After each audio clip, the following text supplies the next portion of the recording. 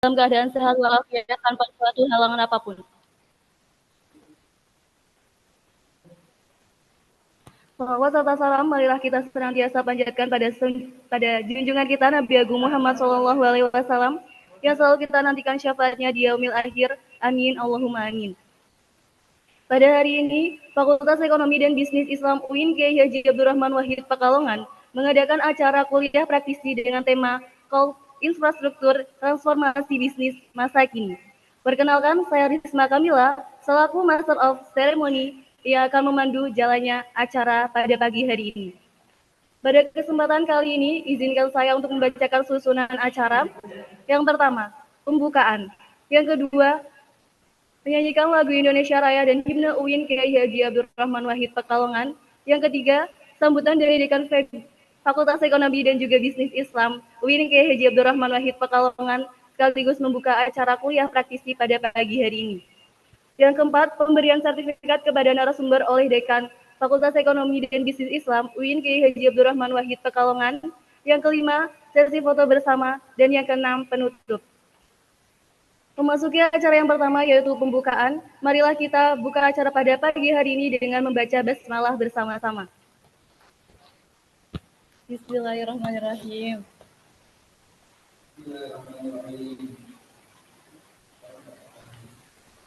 Acara yang selanjutnya yaitu menyanyikan lagu Indonesia Raya dan juga himne UIN Kiai Abdurrahman Wahid Pekalongan. Hadirin dipersilahkan dapat menyaksikan dengan khidmat.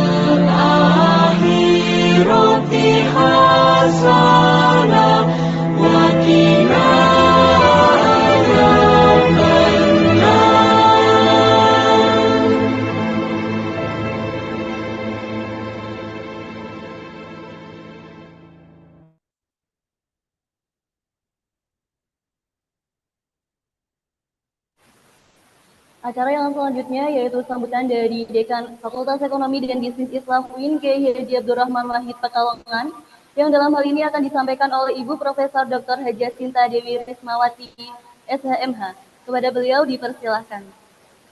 Terima kasih Mbak Risma Kamilanya. Bismillahirrahmanirrahim. Assalamualaikum warahmatullahi wabarakatuh. Alhamdulillah wa syukurillah la haula wala quwata illa billah. Yang saya hormati jajaran pengelola FEBI UIN Kiai Haji Abdurrahman Wahid Pekalongan, dalam hal ini Pak Dr. Tamamuddin selaku Wakil Dekan 1, Pak Dr. Hafid Maksum selaku Wakil Dekan 2, Pak Dr. Tubagus Surur selaku Wakil Dekan 3, dan terutama Kaprodi Bisnis Digital Pak Versi Andika Yuda Pratama atau Mas Yuda, nih saya biasa panggil Mas Yuda. Yang saya hormati dan saya muliakan narasumber kita pada hari ini, Pak Ilham Ardiansah, Eskom MM. Ini masih muda, saya jadi panggil Mas saja nih, kayak adik saya nih ya. Terima kasih Mas Ilham ya.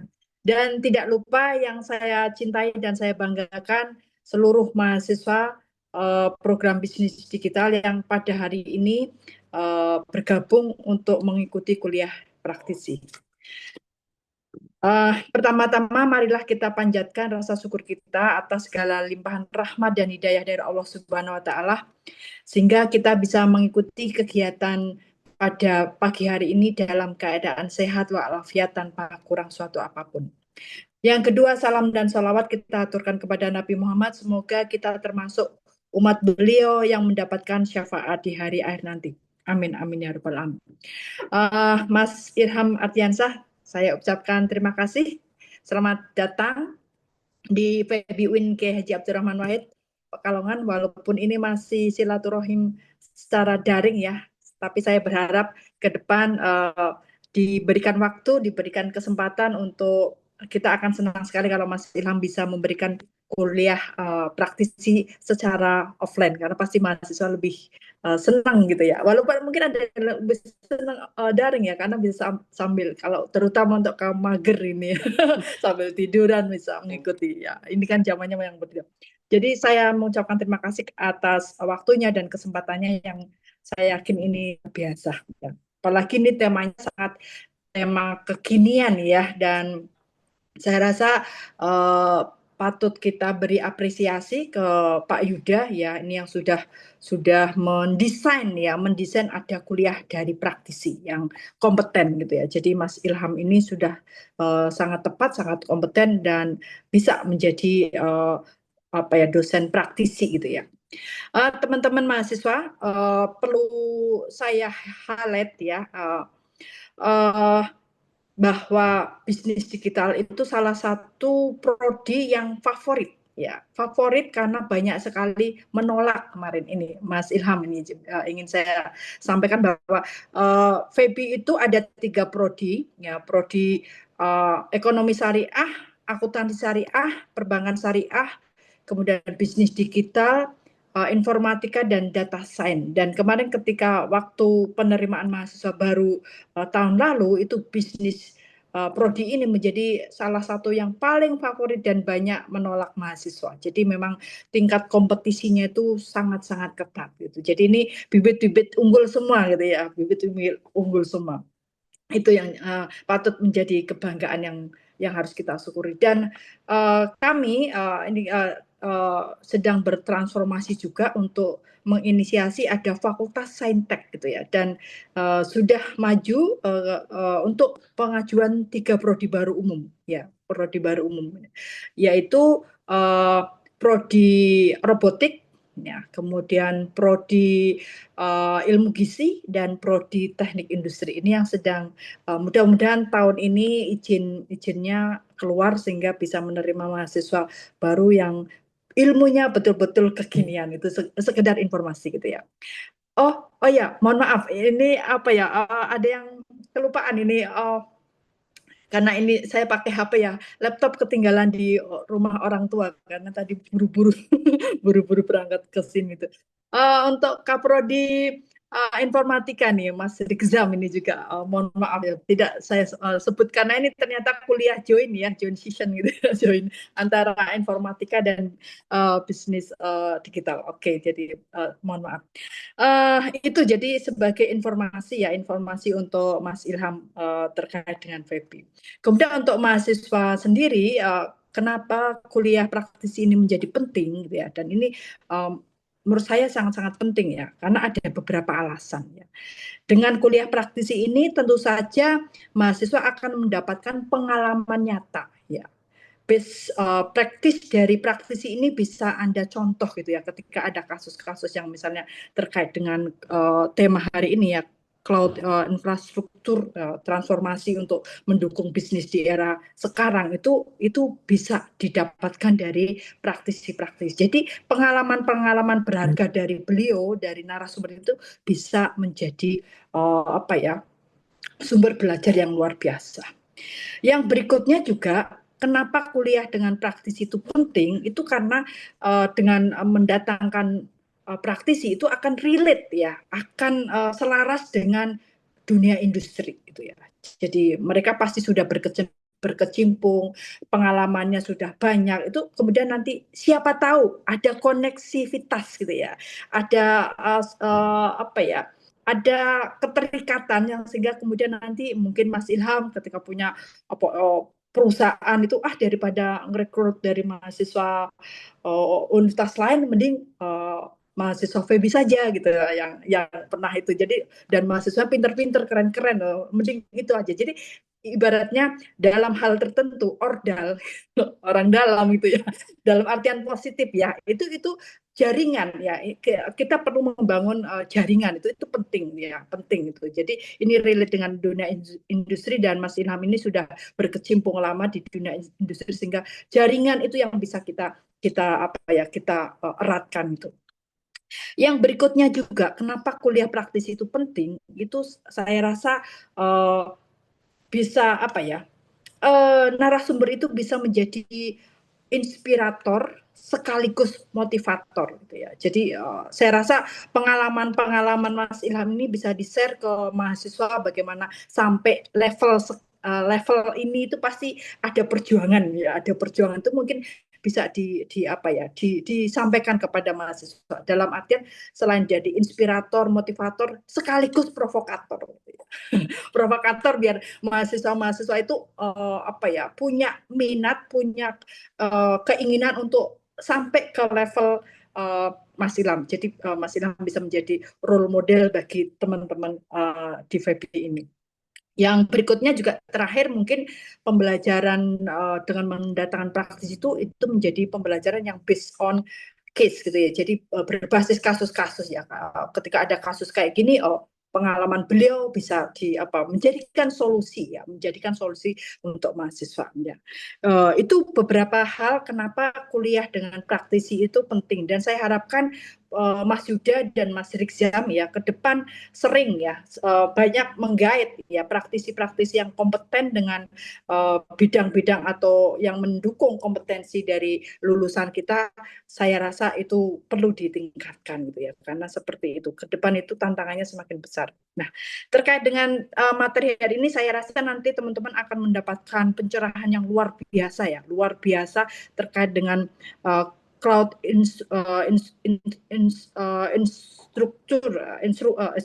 infrastruktur ya. Itu bahwa ini menjadi penting ya, penting di dunia era bisnis di era sekarang, karena bisnis kalau tidak mengikuti atau tidak bisa beradaptasi dengan zaman, maka bisnis itu akan bangkrut, akan tenggelam ya. Contoh yang paling gampang itu Nokia ya, atau BlackBerry gitu ya. Dulu itu kan keren sekali, HP itu kan semuanya itu Nokia gitu ya.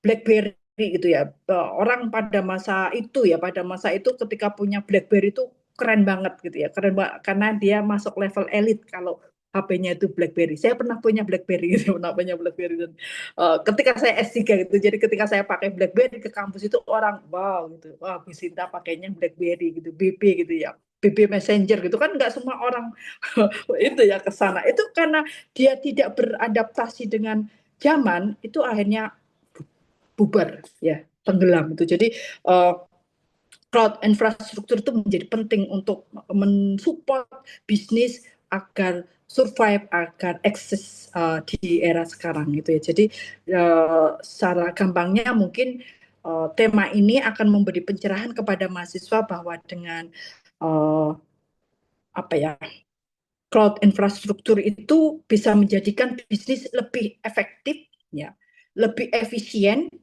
kemudian juga low cost gitu ya. Jadi biayanya lebih lebih murah dan tentu saja kayak terkait dengan security gitu ya, keamanan cybernya itu juga mungkin menjadi lebih penting ya. Mungkin itu dari saya apa ya, sebagai apa ya, sambutan pembukaan ya. Sekali lagi untuk Mas Ilham ya, Mas Ilham Ardiansah Eskom MM, saya ucapkan terima kasih sekali atas waktunya, atas kesempatannya untuk bisa berbagi, sharing dengan mahasiswa-mahasiswa kami. Dan ke depan saya harapkan kegiatan ini bisa terus berlanjut gitu ya. Ya tidak hanya sekarang saja, tapi ke depan juga Mas Ilham masih berkenan untuk memberikan pencerahan kepada mahasiswa kami. Dan mohon maaf apabila dalam sambutan, dalam penghargaan yang diberikan oleh Feby itu apa ya, tidak seperti ekspektasi gitu ya. Mohon dimaafkan ini Mas Ilham gitu ya. Jadi itu mungkin dari saya itu. Dan untuk Mas Yuda dan juga Mas Rizam ya, terima kasih karena sudah menginisiasi kegiatan ini. Dan tidak lupa untuk mahasiswa Prodi Bisnis Digital dan juga Informatika, terima kasih karena di waktu-waktu yang harusnya Anda healing-healing gitu ya, apa ya, santai-santai, Anda masih tetap bersemangat untuk mendapatkan ilmu, mendapatkan wawasan dan juga pengalaman yang luar biasa. Jadi orang yang maju itu adalah bahasa apa pepatah bilang, ketika mereka masih tidur kita bangun ya, kita sudah terbangun dan bekerja belajar, itu adalah orang yang lebih maju gitu ya. Jadi saya harapkan, saya yakin teman-teman yang mengikuti kegiatan pada hari ini adalah orang-orang yang menjadi pemimpin di masa depan, punya masa depan cerah dan luar biasa gitu ya. Mungkin itu saja. Sekali lagi terima kasih, selamat mengikuti kuliah praktisi dengan membaca basmalah. Bismillahirrahmanirrahim. Saya nyatakan kuliah praktisi pada pagi hari ini resmi dibuka. Demikian sambutan dari saya. Sekali lagi terima kasih. Selamat mengikuti sampai selesai dan izin nanti saya live ya. Mas Ilham, Mas Yuda dan Mas Rizam juga mahasiswa. Selamat berkuliah dengan praktisi. Sekian dari saya, kurang lebihnya mohon maaf. Assalamualaikum warahmatullahi wabarakatuh. Waalaikumsalam warahmatullahi wabarakatuh. Terima kasih kami sampaikan kepada Ibu Dekan. Agenda yang selanjutnya penyerahan secara simbolis sertifikat kepada narasumber. Penyerahan sertifikat akan diberikan oleh Profesor Dr. Haja Sinta Dewi Rismawati SHMH kepada Bapak Ilham Ardiansyah selaku narasumber kuliah praktisi pada hari ini. Kepada Ibu Dekan kami persilakan. Ya. Terima kasih Mbak Risma. Dengan ini saya serahkan ya sertifikat secara online kepada narasumber Mas Ilham Ardiansah Eskom MM. Mudah-mudahan ini bisa menjadi pertanda tali asih untuk keberlanjutan dari apa kerjasama dan jaringan ini. Itu saja, sekali lagi terima kasih. Terima kasih.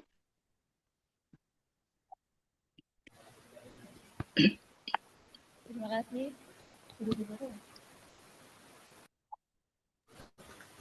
Agenda yang berikutnya yaitu sesi foto bersama. Diharapkan kepada para hadirin untuk open kamera. Silakan untuk para peserta, saya hitung dari 1, 2, 3, dipersilakan untuk open kamera.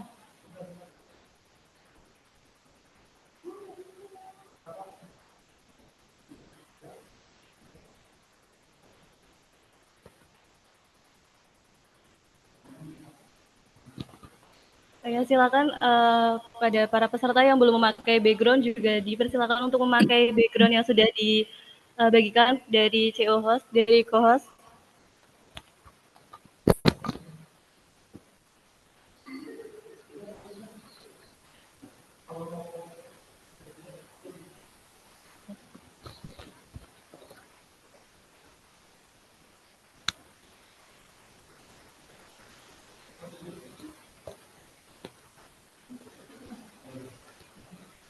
Selanjutnya akan dilakukan pengambilan gambar. Saya hitung untuk pengambilan gambarnya dimulai dari 1, 2, 3.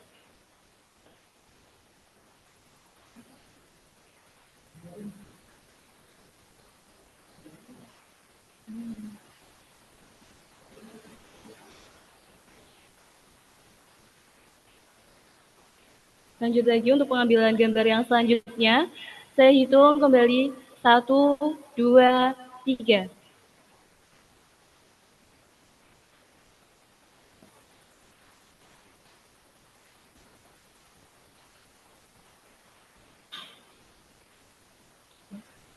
Dan satu kali lagi untuk pengambilan gambarnya. Saya hitung 1, 2, 3.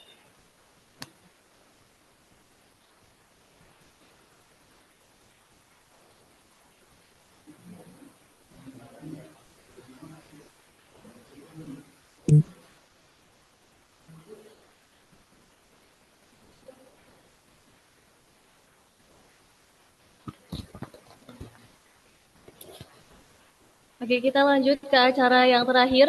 Sebelum acara pemaparan materi, marilah kita tutup acara pembukaan kuliah praktisi pada pagi hari ini dengan bacaan hamdalah. Alhamdulillahirrabbilalamin. Beranjak ke acara inti, yaitu penyampaian materi oleh narasumber yang selanjutnya akan dipandu oleh saudari Rafiatul Zuhra selaku moderator. Saya selaku MC pamit undur diri. Mohon maaf apabila ada tutur kata yang kurang berkenan. Terima kasih. Wassalamualaikum warahmatullahi wabarakatuh. Waalaikumsalam warahmatullahi wabarakatuh. Waalaikumsalam warahmatullahi wabarakatuh. Waalaikumsalam warahmatullahi wabarakatuh. Terima kasih kepada MC untuk kesempatan yang telah diberikan. Assalamualaikum warahmatullahi wabarakatuh. Waalaikumsalam warahmatullahi wabarakatuh. Selamat pagi, halo semuanya. Halo. Kami ucapkan selamat datang dalam acara praktisi dengan tema Cloud Infrastruktur Transformasi Bisnis Masa Kini. Gimana nih kabarnya semuanya? Nah, untuk sebelumnya, apakah teman-teman sudah pada tahu siapa nih materi yang akan mengikuti jalannya diskusi kita pada hari ini? Oke, untuk pemateri kita hari ini ada Bapak Ilham Ardiansyah, Eskom MM. Oke, tanpa berlama-lama lagi, sebelumnya perkenalkan saya Rafiatul Zuhra yang akan memandu jalannya acara pada pagi hari ini. Teman-teman sekalian, di era digital yang berubah dengan sangat cepat ini, kemampuan untuk beradaptasi dan berinovasi jadi hal yang penting agar bisnis bisa tetap berjalan dan bersaing. Teknologi informasi juga ikut berkembang pesat. Ini bukan sekedar hanya tren, tapi juga menjadi bagian penting dan dari bisnis modern. Dengan komputasi awan, bisnis bisa bekerja lebih fleksibel, efisien, dan mudah berkembang dan lebih cepat untuk berinovasi. Menggunakan teknologi ini membantu perusahaan menemukan peluang baru, jadi lebih kompetitif dan bisa beroperasi secara global. Melalui acara ini, kita akan bersama-sama menggali lebih dalam mengenai bagaimana cloud infrastruktur berperan sebagai katalis transformasi, tantangan dalam implementasinya, serta best praktik untuk mengoptimalkan pemanfaatan teknologi ini demi kemajuan bisnis di masa kini dan masa depan. Baiklah, izinkan saya memperkenalkan narasumber kita pada hari ini. Beliau adalah Bapak Ilham Ardiansyah, Eskom MM. Riwayat pendidikan beliau Sarjana Teknik Informatika, STIMIK MH Tamrin, Jakarta pada tahun 2013. Beliau melanjutkan pendidikan S2 Manajemen Universitas Budi Luhur, Jakarta pada tahun 2017. Riwayat pendidikan beliau sekarang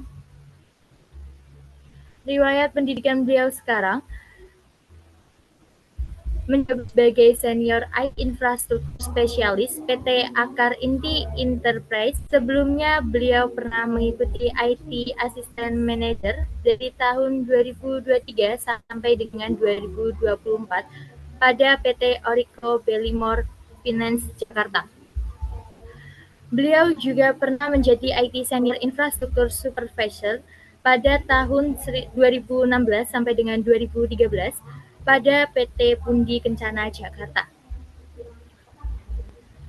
Beliau pernah beberapa kali mengikuti training and certification, salah satunya Execution Server Certification, Windows Server, 14 Certificate Fundamentals in Cybersecurity, dan lain sebagainya.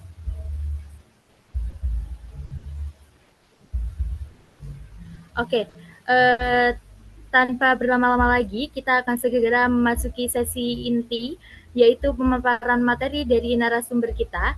Kita sangat beruntung nih ya, hari ini dapat menghadirkan pemateri yang sangat hebat yang memiliki pengalaman mendalam di bidang IT. Kepada Bapak Ilham Ardiansyah, Eskom MM, waktu dan layar kami persilahkan. Baik, terima kasih untuk Kak Raffi Zuhra untuk kesempatannya. Saya izin untuk langsung share screen dulu ya.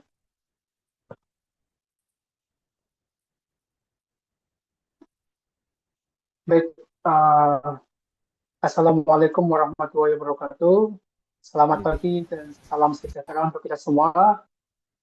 Sebelumnya saya ucapkan terima kasih untuk Ibu Dekan Fakultas Ekonomi dan Bisnis Islam, Profesor Dr. Sinta Dewi Rismawati MH, Bapak Wakil Dekan 1 Dr. Tamamuddin MM, Bapak Wakil Dekan 2 Dr. Muhammad Hafiz Masrum MAG, Bapak Wakil Dekan 3 Dr. Ahmad Tubagus Surur MAG, Bapak Kaprodi Bisnis Digital, Bapak Fersiyandika Yuda Pratama MM, Bapak Kaprodi Informatika, Bapak Muhammad Ihsan Kamal MKOM, dan Ibu Kaprodi Sains Data, Ibu Umi Mahmuda PhD, serta seluruh dosen yang sekarang bergabung yang tidak bisa saya sebutkan satu persatu, dan mahasiswa yang pastinya saya banggakan ya sudah mengikuti kegiatan hari ini. Semoga teman-teman bisa mengambil ilmu apa yang nanti akan kita sharing ya. Sebelumnya saya merasa sangat bangga sekali telah diundang dan juga berbagi ya sharing terkait dengan apa yang sudah saya lakukan di dunia industri IT dan juga terkait dengan teori-teori maupun prakteknya itu di dalam perusahaan itu seperti apa. Mungkin saya sangat bersyukur juga ya di hari ini bisa berkumpul dengan teman-teman yang harapannya nanti teman-teman bisa mengambil ilmu maupun bisa diambil pengalaman yang sudah saya lakukan yang bisa mengimprove diri dari teman-teman ya, baik dari sisi teori maupun nanti praktiknya. Dan nanti bisa harapan saya ketika teman-teman nanti selesai mengikuti kelas ini, teman-teman bisa mengetahui apa yang sedang terjadi di teknologi kita sekarang. Jadi perkembangannya seperti apa, teman-teman bisa tahu dan juga bisa memberikan wawasan yang luas untuk teman-temannya. Gitu. Nah, tema untuk kali ini saya ingin membawakan terkait dengan cloud infrastruktur transformasi bisnis masa kini. Jadi teknologi cloud ini untuk sekarang ya, apalagi kemarin di COVID itu ibaratnya sudah menjadi tulang punggung transformasi digital dari berbagai sektor perusahaan, termasuk perusahaan e-commerce itu yang paling besar. Mungkin teman-teman yang sekarang sudah terbiasa dengan belanja online, baik di Tokopedia, Shopee, ataupun Bukalapak yang dulu sempat familiar ya, atau teman-teman yang sedang mencari kendaraan bekas di OLX ataupun yang lainnya, dan juga berbagai perbankan syariah, fintech, hingga edukasi yang mungkin teman-teman kemarin juga pernah atau sempat dengar tentang ruang guru. Nah, sebenarnya mereka itu telah bertransformasi bisnisnya dari penggunaan cloud secara on-premise, mereka beralih ke cloud infrastruktur. Nah, di sini saya coba memaparkan sedikit tentang apa sih terkait dengan cloud infrastruktur itu, lalu penerapannya seperti apa, keuntungannya seperti apa, lalu secara nanti teman-teman peluang karirnya seperti apa. Nah, di sini saya coba untuk share ya, terkait dengan cloud infrastruktur sendiri yang membentuk kedepannya mungkin akan lebih booming lagi dengan ekonomi digital yang sekarang mungkin di Indonesia juga semakin berkembang gitu.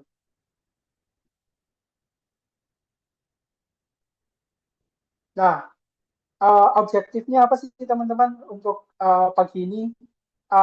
Saya menggarisbawahi ya, kita ada 3 poin untuk tujuan kita hari ini itu belajar tentang cloud infrastruktur itu seperti apa gitu.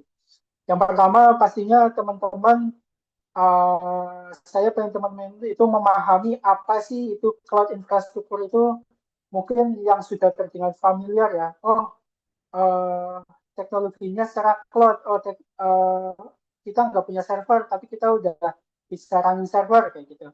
Nah, saya sendiri pengen teman-teman itu memahami apa sih cloud infrastruktur sendiri, lalu perannya cloud infrastruktur itu dalam dunia bisnis digital itu seperti apa. Lalu teman-teman secara sekarang maupun di fakultas digital maupun informatika bisa melihat peluang karirnya terkait dengan teknologi ini yang sedang berkembang gitu. Jadi teman-teman nanti bisa lihat secara garis besarnya, secara visi teman-teman, keterampilan apa sih yang kira-kira nantinya bisa saya pakai atau bisa saya kembangkan untuk terjun di bisnis atau di cloud infrastruktur itu sendiri.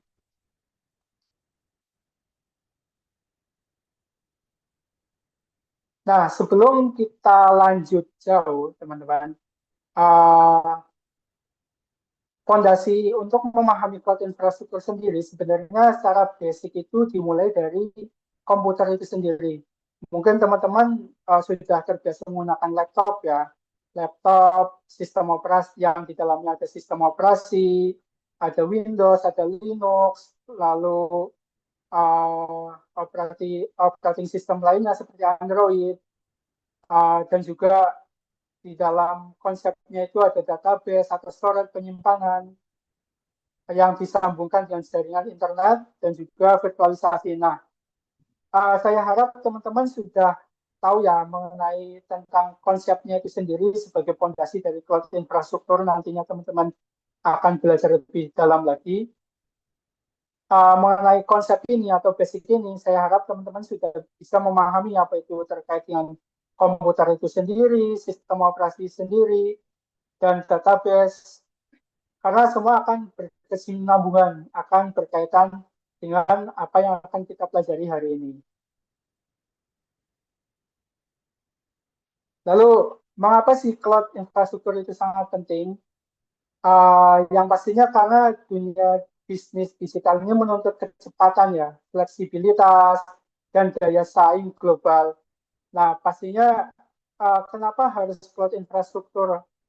Karena ya manfaatnya yang ditawarkan untuk memenuhi tantangan di era digital ini. Jadi seperti kecepatan untuk build-nya, inovasinya, skalabilitasnya. Jadi dalam artian itu kita menuntut sistem itu nggak pernah ada downtime, lalu persaingan secara global, di mana sekarang global itu untuk cloud itu secara infrastruktur perusahaan itu sudah menerapkan semuanya. Jadi mereka itu berbondong-bondong agar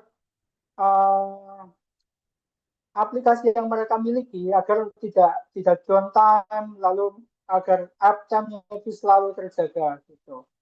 Lalu pastinya peluang karirnya di cloud infrastruktur ini akan sangat banyak banget untuk teman-teman apabila bisa mendalami ini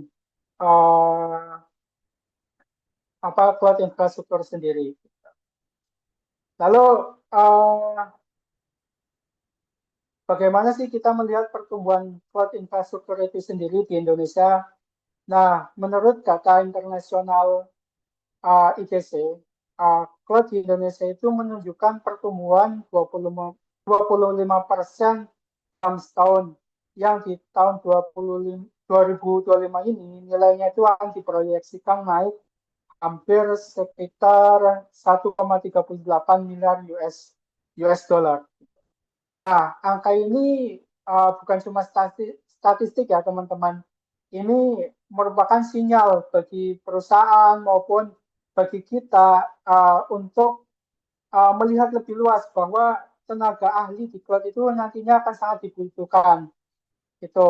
Nah, nanti teman-teman bisa mengambil dulu secara basicnya itu seperti apa sih cloud infrastruktur itu sendiri. Lalu teman-teman bisa mengambil kesimpulan, oh saya berarti harus meningkatkan ilmu saya di dunia cloud ini seperti apa nantinya kayak gitu. Nah, kita masuk ke pembahasannya teman-teman terkait dengan evolusi dari cloud infrastruktur IT sendiri. Nah, sebenarnya untuk dari zaman dahulu itu eranya adalah on-premise, dalam artian kita suatu perusahaan ingin mempunyai aplikasi, ingin mempunyai database, mereka itu harus membangun ruang server sendiri, teman-teman. Jadi mereka harus persiapkan sebuah ruangan yang disertai dengan pendingin ruangan, maupun dari sisi security-nya untuk akses, untuk pemadam kebakarannya, nah, mereka harus menyediakan semuanya. Itu era on-premise di mungkin sekitar 2000-an ke bawah ya, itu banyak sekali perusahaan yang mereka masih tradisional kita bilangnya gitu. Jadi mereka untuk mendevelop sebuah server aplikasi, mereka harus menyediakan beberapa server ya. Misal contoh satu server untuk server aplikasi, satu server untuk database, satu server lagi untuk CMS-nya dan sebagainya gitu. Nah, itu yang membutuhkan biaya yang sangat banyak banget gitu. Belum lagi satu server harus diinstal beberapa sistem operasi dan juga nanti untuk koneksinya secara jaringannya gitu. Lalu setelah era 2000-an muncul lagi sebuah pembaharuan ya terkait dengan virtualisasi dan data center, yang artinya sama eranya dengan on-premise, sebuah perusahaan itu dia mendirikan satu tempat untuk server, untuk meletak atau untuk menaruh beberapa server yang akan mereka deploy. Tetapi kalau sebelumnya contoh satu aplikasi itu harus dibangun dengan beberapa server, nah di era virtualisasi ini cukup dengan satu server dia sudah bisa mendevelop beberapa server di atas server itu sendiri dengan teknologi virtualisasi gitu. Mungkin yang teman-teman nanti bisa belajar adalah terkait dengan virtualisasi produknya seperti VMware, Proxmox, maupun Fusion Compute, dan masih banyak lagi. Tuh. Nah, lalu muncul lagi setelah era 2000-an ya, atau pertengahan 2000-an itu baru muncul istilahnya itu cloud infrastruktur atau cloud computing.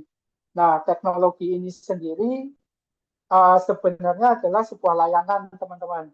Jadi ada sebuah perusahaan dia yang memberikan layanan ruang servernya yang bisa kita sewa untuk kita mendeploy server-server yang kita butuhkan. Jadi sistemnya itu kita sewa kepada layanan itu, tapi kita memiliki bisa mendeploy server apapun di sana gitu. Jadi analoginya itu seperti dulu kita misal mendengarkan musik ya. Dulu kalau kita dengarkan musik itu kan kita butuh DVD, butuh kasetnya yang kita nyalakan terlebih dahulu, lalu pindah contoh ke virtualisasi ke MP3 atau flash disk ya, yang kita tinggal isi lagu aja, nanti tinggal di play aja musiknya. Nah, untuk cloud ini teman-teman bisa bayangkan itu seperti Spotify. Jadi semuanya itu ada di internet, layanannya teman-teman bisa mendownload lagunya, bisa memutar lagunya, bisa membuat playlist dan sebagainya. Nah, kita ibaratkan cloud infrastruktur itu seperti itu, teman-teman. Jadi ada satu tempat ya, perusahaan yang kita bisa menyewa layanannya dan kita bisa mendeploy server apa saja yang kita butuhkan, kayak gitu. Lalu terkait pengertiannya itu seperti apa sih? Cloud infrastruktur itu sendiri adalah infrastruktur yang disediakan melalui internet atau cloud, mencakup komponen-komponen yang ada di dalamnya seperti server, storage, jaringan, maupun sistem operasi, dan juga layanan virtualisasi seperti pemrosesan data ya, big data maupun layanan security yang ada di dalam satu platform di dalam satu platform website yang kita bisa mengaksesnya kapanpun. Gitu. Nah, secara topologinya seperti ini, teman-teman.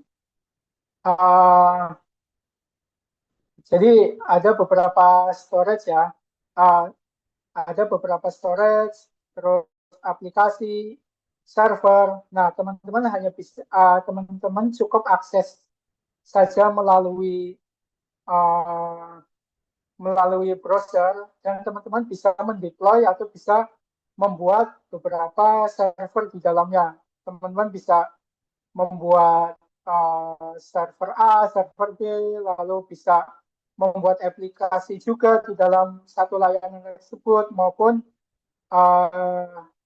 teman-teman mau sewa storage atau penyimpanan seperti hard disk untuk servernya, ataupun object storage yang teman-teman pengen ada penyimpanan storage yang dedicated kayak gitu. Nah, untuk ekosistem sendiri ini bayangin aja di mana ribuan server ini tersebar di berbagai lokasi dunia ya, namun bisa dikelola oleh dashboard teman-teman sendiri. Jadi teman-teman nggak usah peduli itu servernya ditempatkan di mana, lokasinya di mana, dan dia manage-nya seperti apa. Nah, teman-teman bisa akses server itu dari web browser saja.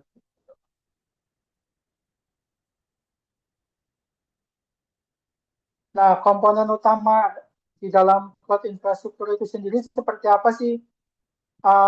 Komponennya adalah seperti compute atau mesin virtual yang nantinya teman-teman bisa menjalankan aplikasi di dalamnya. Teman-teman bisa membuat sebuah virtual mesin atau bisa membuat satu server yang nantinya teman-teman bisa pakai untuk aplikasi tertentu. Lalu ada storage, dia penyimpanan data, bisa blok, file, objek, maupun yang bisa teman-teman dipakai secara dedicated untuk storage sendiri, maupun dipakai untuk bisa di-attach di server teman-teman. Jadi contohnya misal di laptop kan ada hard disk ya. Nah, itu bisa dibagi-bagi beberapa hard disknya untuk dijadikan penyimpanan. kurang lebihnya seperti itu. Nah, lalu ada network. Nah, di dalam cloud infrastruktur sendiri, teman-teman bisa melakukan routing, ada juga firewall untuk membatasi apa saja yang masuk dan keluar. Lalu ada load balancing, yaitu buat mengatur transaksi yang masuk ke dalam server itu sendiri. Gitu. Lalu komponen lainnya adalah seperti virtualisasi, teman-teman bisa melalui mesin virtual di atas server fisik ya, bisa membuat beberapa server lagi di atasnya. Lalu dari sisi security ada IAM, enkripsi data maupun proteksi firewall.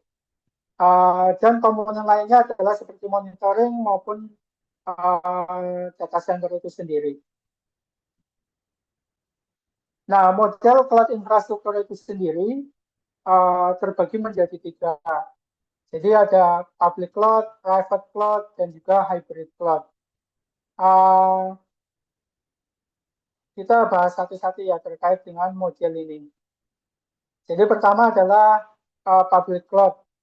Public cloud itu sendiri adalah infrastruktur yang bisa diakses oleh beberapa company ya. Jadi semua company bisa akses public cloud itu sendiri.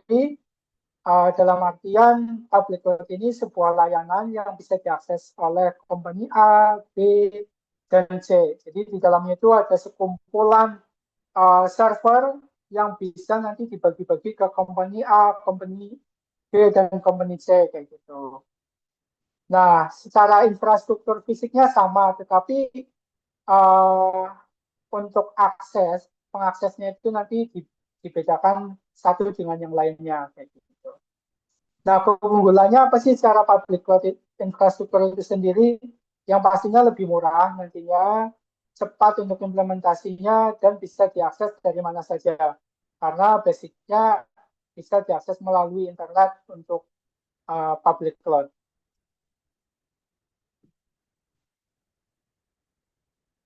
Nah, berikutnya terkait dengan private cloud. Private cloud itu sendiri sebenarnya sama juga, dia cloud infrastruktur juga, tetapi model ini dibangun khusus untuk satu organisasi saja. Jadi misal ada sebuah layanan dari sebuah perusahaan ya, terkait dengan cloud, kita menyewa layanan tersebut, yaitu khusus untuk kita cloud-nya. Jadi tidak bisa diakses untuk perusahaan lain yang mau mengakses ya harus melalui company tersebut. Gitu, kurang lebihnya. Nah, keunggulannya apa sih model ini? Pastinya kontrol penuh ya terhadap data dan keamanannya. Nah, ini biasanya diterapkan oleh perbankan maupun pemerintahan dan juga beberapa instansi kesehatan yang mereka membutuhkan data yang sangat privat. Gitu. Nah, tetapi ada sedikit kekurangannya dari private cloud ini, yang pastinya ketika kita deploy private cloud, pastinya biaya secara infrastruktur itu akan lebih tinggi. Dan pemeliharaannya itu pasti ditanggung oleh perusahaan itu sendiri dibanding dengan public cloud yang kita nggak perlu untuk memikirkan secara infrastrukturnya ya.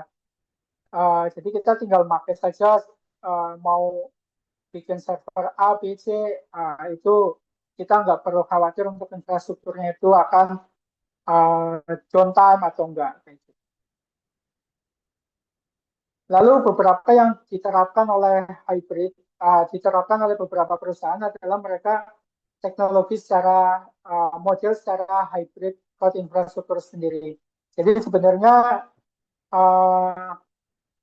model hybrid ini adalah menggabungkan antara public cloud dan juga private cloud gitu. Jadi ada beberapa perusahaan itu dia mengkombinasikan ya untuk menjalankan beberapa strategi aplikasinya antara public cloud dan juga private cloud. Jadi biasanya itu contoh untuk dalam pembuatan website ya, contohnya pembuatan website untuk interface-nya itu, untuk GUI-nya itu teman-teman bisa diletakkan di public cloud, sementara untuk data-data yang sensitif bisa ditaruh di private cloud. Gitu. Nah, keunggulannya pasti lebih fleksibel, efisien, aman karena disesuaikan dengan kebutuhan kita secara compliance data juga kita juga yang memegang kayak gitu. Tetapi tantangannya pasti di hybrid cloud ini dia akan semakin kompleks karena gimana caranya agar public dengan private ini bisa koneksi dengan baik seperti itu. Oke. Nah, yang sudah saya singgung di depan adalah cloud infra itu sendiri sebenarnya kita kayak sewa toko ya, sewa toko di Shopee atau di Tokopedia. Kita nggak perlu repot-repot memikirkan servernya itu down atau memikirkan secara manage dari servernya ketika pengunjung datang. Nah, model layanan di cloud infrastruktur itu sendiri terbagi menjadi tiga. Di antaranya infrastruktur as a service, platform as a service, dan software as a service. Nah, untuk infrastruktur as a service itu, ini sebenarnya adalah dasar dari sebuah layanan cloud infrastruktur itu sendiri. Jadi di infra ini menyediakan berbagai layanan seperti server virtual, storage, jaringan, sistem operasi, dan aplikasi. Lanjut ke platform as a service, di sini penyedia cloud ya, atau cloud infrastruktur itu menyiapkan platform lengkap secara untuk pengembangan aplikasinya. Kita tidak perlu mengatur servernya, cukup fokus untuk membuat atau menjalankan dari sebuah aplikasinya. Tuh. Lalu software as a service, mungkin teman-teman di sini udah banyak menggunakan seperti Google Drive, Microsoft 365 ya, baik OneDrive maupun seperti yang Zoom sekarang ini kita pakai, ini masuknya ke dalam software as a service. Jadi aplikasi yang udah jadi dan bisa kita pakai sehari-hari kayak gitu. Jadi analogi sederhananya seperti teman-teman ingin membuat sebuah kedai kopi ya. Teman-teman kalau infrastruktur as a service, berarti kan teman-teman harus menyediakan lahan kosongnya dan harus diisi dengan beberapa bangunan, persiapkan dengan mejanya dan sebagainya gitu. Nah, kalau platform as a service, analoginya seperti teman-teman tuh ada bazar, teman-teman itu menyewa tempatnya, lalu menyewa kompor dan mejanya itu semuanya udah tersedia di situ. Jadi teman-teman tinggal fokus bikin codingannya ya, secara kalau bikin web atau bikin resep kopinya saja kayak gitu kurang lebihnya. Nah, sedangkan kalau software as a service, kita analogikan itu seperti ya teman-teman datang ke kafe, pesen kopi yang udah jadi ya tinggal minum seperti itu kurang lebihnya. Nah, model-model layanan ini yang ada di cloud infrastruktur ya, itu merupakan model yang sangat fleksibel untuk kebutuhan kita sebagai pengguna. Dan tiganya itu nantinya akan membuka peluang baru baik untuk teman-teman yang mau berkarir di developer maupun nanti di startup, dan juga untuk teknisinya terkait cloud infrastruktur itu sendiri. Nah, lalu perbandingannya apa sih terkait dengan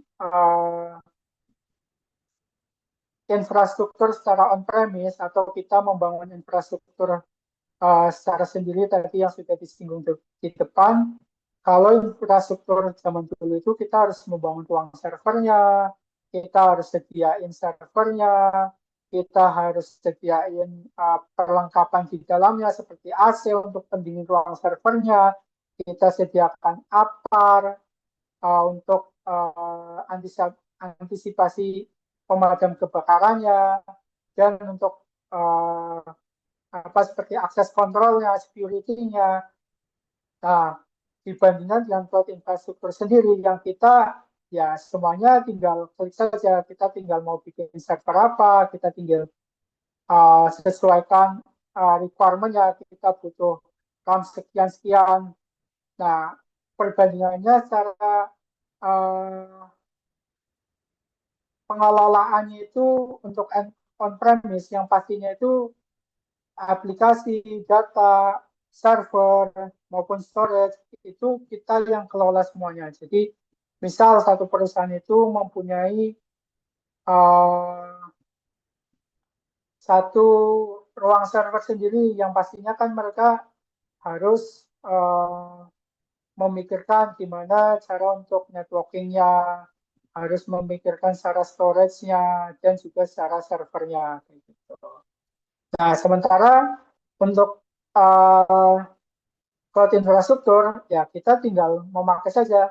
Jadi, kita mau develop server apapun, ya untuk urusan secara on-premise-nya atau secara ruang servernya, kita udah nggak pusing-pusing untuk memikirkan lagi, kayak gitu. Tinggal kita secara penggunaannya itu mau menggunakan layanan cloud secara infrastruktur as a service, secara service-nya ya kita mau memanfaatkan infrastrukturnya, platformnya atau software-nya, gitu. Nah, di tabel ini bisa teman-teman lihat secara on-premise tadi, yang manage ya kita semuanya. Jadi dari mulai hardware-nya kita yang manage. Tetapi kalau infrastruktur as a service yang kita misal kita udah ngambil layanan cloud-nya, kita mau ngambil infrastruktur as a service-nya untuk networking, storage, server, baik virtualisasi, ya yang manage dari cloud provider-nya, kayak gitu. Lalu untuk platform as a service yang kita manage ya hanya aplikasi sama datanya. Selebihnya untuk runtime sampai dengan networking yang akan memanage adalah dari sisi cloud provider-nya. Nah, lebih enak lagi kalau software as a service. Contoh kita mau menggunakan 365 secara OneDrive-nya atau Google Drive atau Google Meet.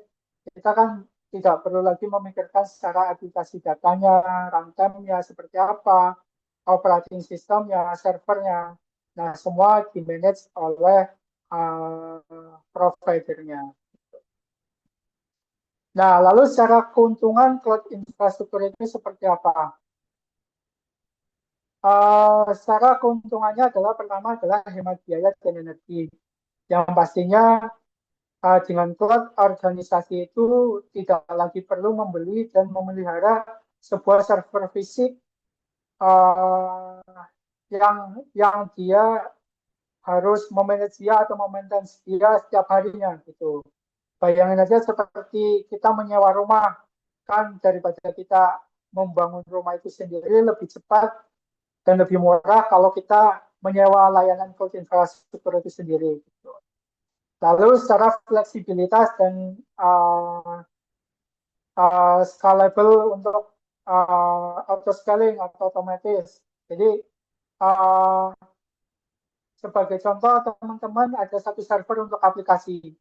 Ternyata server itu udah penuh kuotanya. Nah, teman-teman ingin menambah RAM-nya, ingin menambah hard disk-nya. Nah, ketika yang kita lakukan dengan server fisik itu, ya pastinya kita membutuhkan downtime kayak gitu. Dibanding dengan layanan cloud itu sendiri, salah satu keuntungannya fleksibel. Teman-teman mau nambah RAM, mau nambah hard disk, ya tinggal tambah saja tanpa perlu downtime kayak gitu. Lalu bisa diakses secara global. Karena diaksesnya by internet ya, dan kita dari cloud provider itu ya pastinya menawarkan sebuah SLA bisa diakses teman-teman ya dari manapun selama masih ada internet. Jadi teman-teman masih bisa akses data tersebut atau layanan tersebut dari manapun teman-teman berada kayak gitu. Lalu bisa update dan patch secara otomatis. Teman-teman tidak perlu menginstal satu persatu server yang ada di dalamnya itu sudah secara otomatis bisa diperbarui. Karena biasanya beberapa layanan penyedia cloud itu dia akan memastikan secara update patch-nya akan berjalan secara otomatis. Dan yang terakhir adalah terkait reliabilitasnya atau secara backup otomatisnya. Yang pastinya karena ini kita hanya sewa, teman-teman tidak usah terlalu pusing untuk memikirkan backup servernya ada di mana, dan nanti kalau downtime seperti apa. Nah, semua sudah disediakan oleh cloud provider itu sendiri.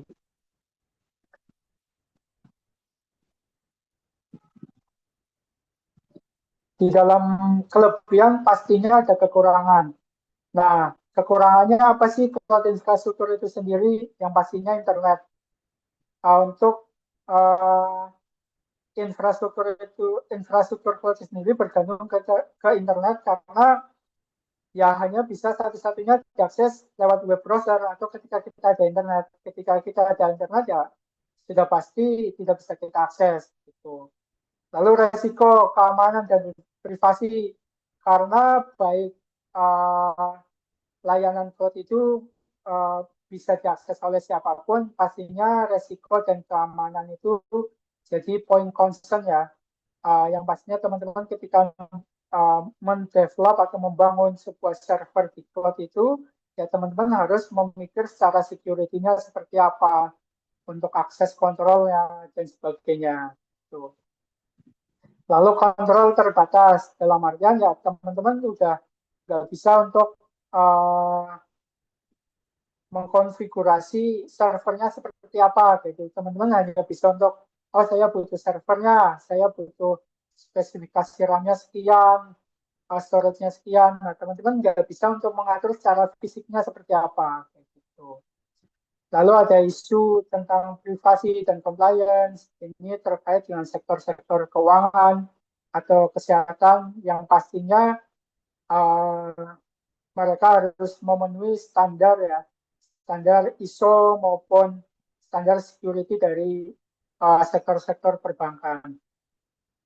Dan yang pastinya adalah biaya yang terduga karena ini sifatnya cloud infrastruktur itu bersifat adalah sebuah layanan. Jadi teman-teman harus kita juga harus berhati-hati terkait dengan biaya-biaya yang tidak terduga. Jadi tiba-tiba misal biayanya membengkak di akhir bulan. Nah, makanya kita itu ketika develop sebuah infrastruktur di cloud itu kita juga harus memikirkan efektivitasnya dalam artian harus mempertimbangkan seberapa sih kebutuhan kita sebenarnya kayak gitu. Jadi agar penggunaannya itu biayanya tidak membengkak.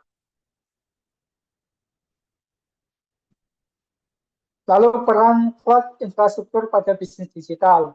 Mungkin teman-teman di sini udah banyak ya yang menggunakan beberapa aplikasi di bawah ini seperti Gojek, Tokopedia, Bukalapak, Ruang Guru, Dana, maupun ketika teman-teman ke ATM ada logo Alto dan logo ATM bersama atau payment switching lainnya. Nah, sebenarnya mereka itu sudah bergerak ke cloud infrastruktur itu sendiri. Gitu. Nah, cloud itu sangat berpengaruh besar terhadap kemajuan bisnis digital, terutama seperti e-commerce ya. Ketika ada pengunjung datang ke webnya, di mana suatu aplikasi itu Tokopedia bisa menghandle ribuan orang ketika masuk, yang mereka memanfaatkan dari cloud infrastruktur itu sendiri. Lalu studi kasusnya seperti apa? Beberapa yang sudah dilakukan ya terkait pengalaman saya sendiri untuk memigrasikan sebuah layanan itu dari on-premise, dari yang tadinya secara infrastrukturnya tradisional kita migrasikan ke layanan cloud seperti Tokopedia maupun fintech lainnya seperti Alto. Bisa kita lihat di sini. Jadi secara e-commerce, Tokopedia maupun Bukalapak, dia menggunakan Google Cloud Platform untuk menyimpan datanya ya, untuk menyimpan datanya yang besar dan juga untuk memproses transaksi real time. Nah, contohnya adalah dia ketika ada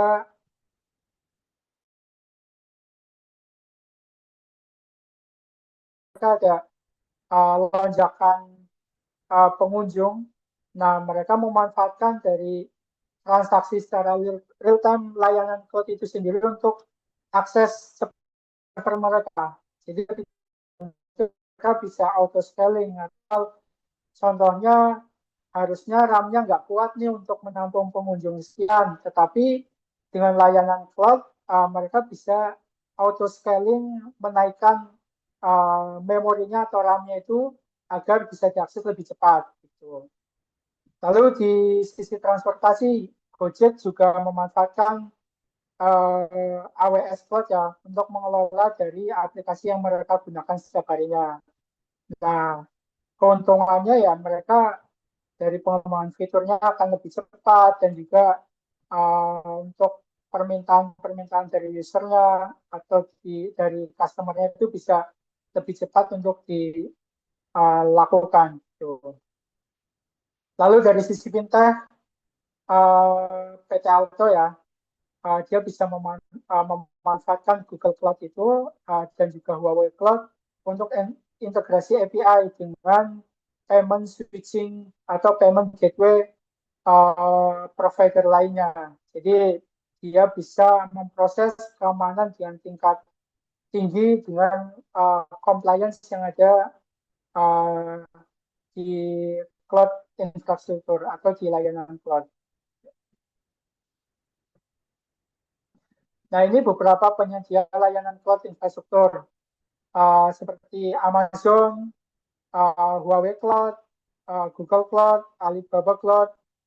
Mereka semua menawarkan service-service yang sudah kita sebutkan tadi seperti infrastruktur as a service, kita bisa membuat server di dalam layanan tersebut, kita bisa sewa storage atau kita bisa menyewa tools lainnya yang dibutuhkan untuk layanan aplikasi gitu, maupun kita bisa mendevelop untuk sebuah monitoring aplikasi di dalam cloud itu sendiri. Gitu.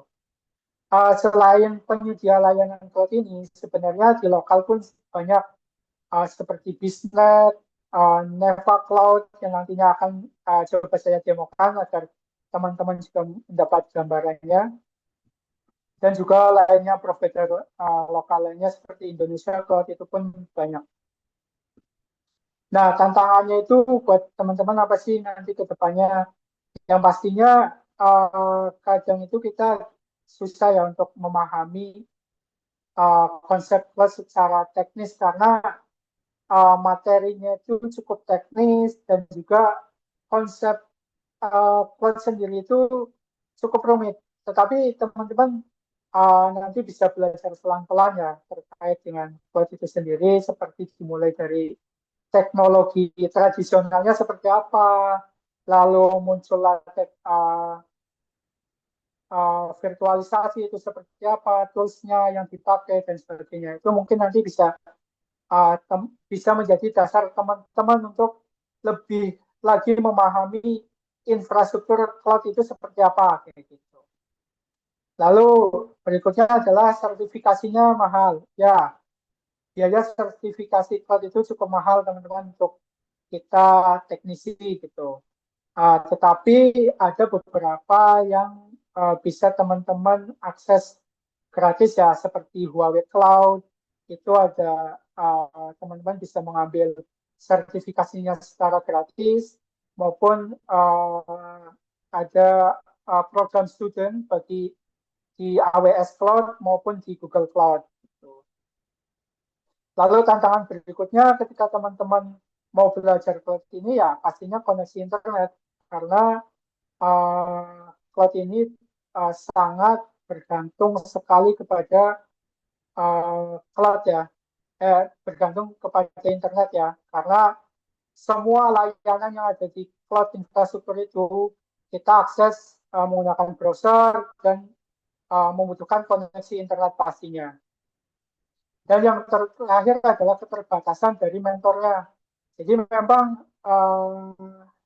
ini bisa menjadi tantangan juga bisa menjadi peluang teman-teman ke depannya karena praktisi cloud itu masih banyak dibutuhkan dan masih kurang untuk di lingkungan teknologi ini atau di lingkup perusahaan yang membutuhkan cloud infrastruktur sendiri.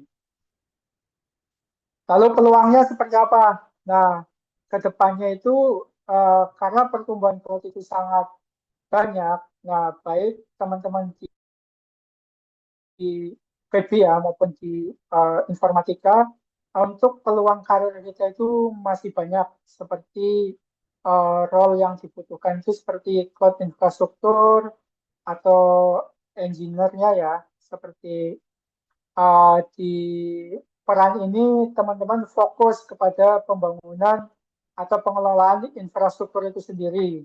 Tuh. Lalu ada DevOps, engineer, dia lebih untuk mengelola pipeline-nya, dalam artian untuk melakukan auto-scaling dan sebagainya. Nah, teman-teman masih ada peluang di DevOps engineer ini. Lalu berikutnya ada cloud security yang fokus untuk melindungi dan fokus terhadap kebijakan keamanan dari cloud infrastruktur. Lalu teman-teman juga bisa memanfaatkan sebagai data dan AI engineer yang tugasnya adalah membangun sistem pemrosesan data besar atau mengelola AI big data yang lebih scalable ya. Nah ini di dunia teknologi cloud infrastruktur ini peluangnya masih terbuka banyak untuk data engineering ini. Lalu yang terakhir, teman-teman juga bisa masuk ke cloud konsultannya sebagai pre-sales yang membantu perusahaan untuk memproses bagaimana migrasinya dari on-premise ke cloud sesuai dengan kebutuhan dari bisnis dari perusahaan itu sendiri. Nah, saya izin untuk melakukan demo ya. Teman-teman.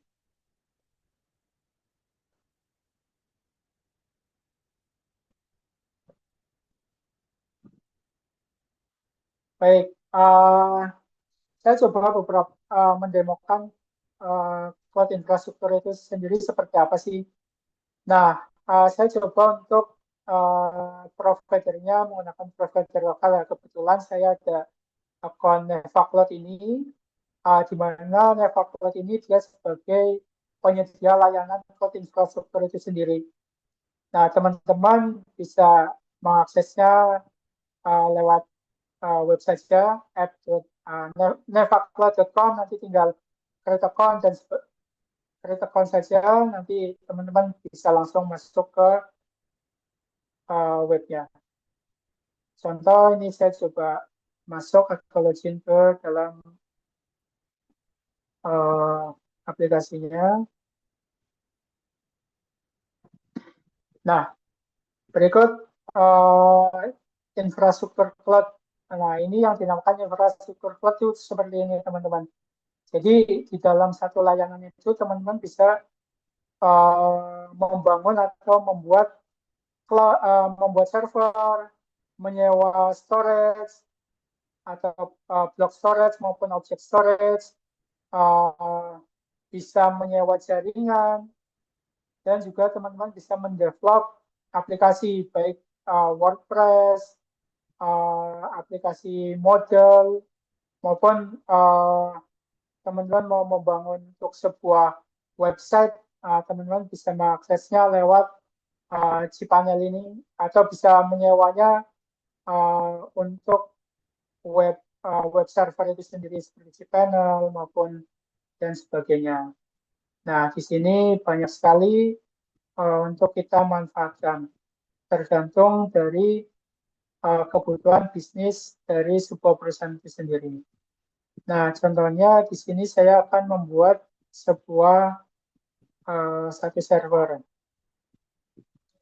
Nah, cloud server sendiri dari yang sudah saya mention tadi, teman-teman biasanya sebuah cloud provider itu akan menawarkan lokasi data centernya yang kita juga yang secara tersedia di layanan tersebut. Contoh di sini ada Jakarta 1, ada Jakarta 2 yang nantinya akan berpengaruh kepada cost yang akan teman-teman keluarkan ya. Contoh di sini saya akan membuatnya di Jakarta 1, lalu teman-teman tinggal memilih image-nya atau operating system yang akan berjalan di atas server yang akan teman-teman bangun. Contoh di sini ada Windows, ada Linux family, ada FreeBSD, ada Ubuntu, ada Rocky Linux, dan sebagainya. Nah, ini saya coba untuk membuat yang Rocky Linux. Nah, di sini teman-teman bisa lihat secara server yang akan teman-teman buat nantinya. Di sini ada CPU yang akan teman-teman gunakan, SSD-nya.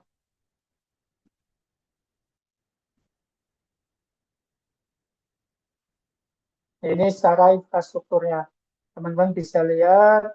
Nah, kita akan membangun standar CPU saja untuk dia CPU-nya pakai Intel Xeon Broadwell dengan DDR4 SSD. Lalu di sini kita konfigurasikan untuk memorinya, CPU-nya, dan storage-nya.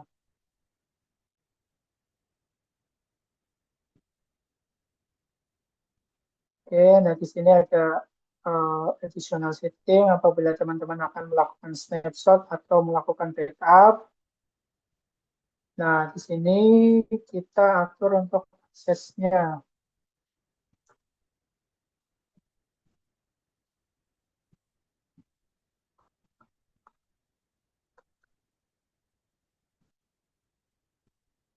Ini password yang akan kita gunakan ketika kita akan mengakses server yang kita buat di cloud itu sendiri, di layanan cloud atau infrastruktur cloud itu sendiri. Lalu di sini kita bisa memberikan hostname-nya, misal server aplikasi. Setelah selesai, nah di sini pasti di semua layanan cloud itu teman-teman itu akan membayar ya sesuai dengan kebutuhan yang akan teman-teman gunakan. Contoh tadi kita sudah konfigurasikan semuanya, kita akan order.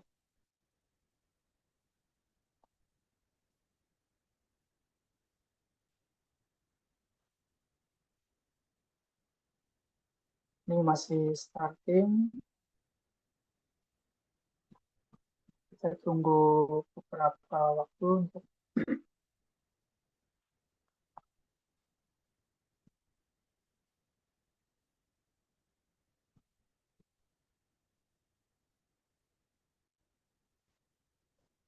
Oke, ini sudah running. Jadi kemudahannya adalah teman-teman tinggal klik-klik saja ya terkait dengan server yang akan teman-teman develop.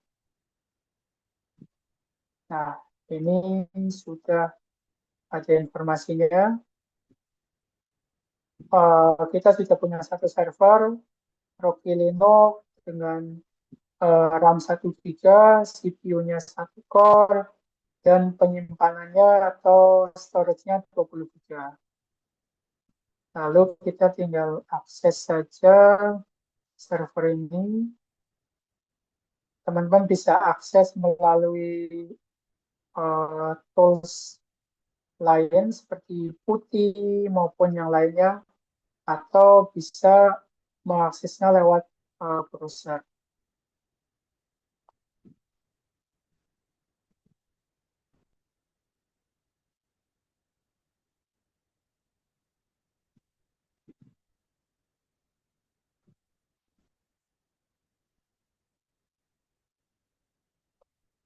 Oke, ini server kita sedang siapkan.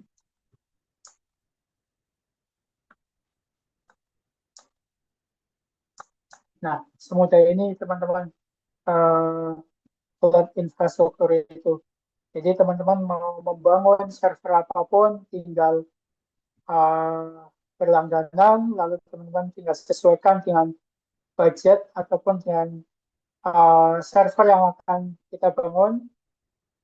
Teman-teman sudah bisa akses, sudah bisa membuat server teman-teman sendiri. Gitu.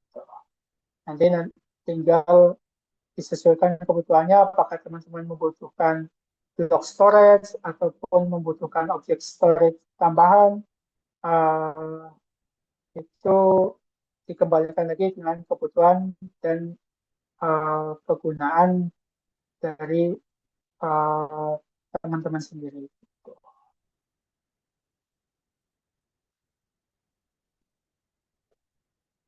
Oke.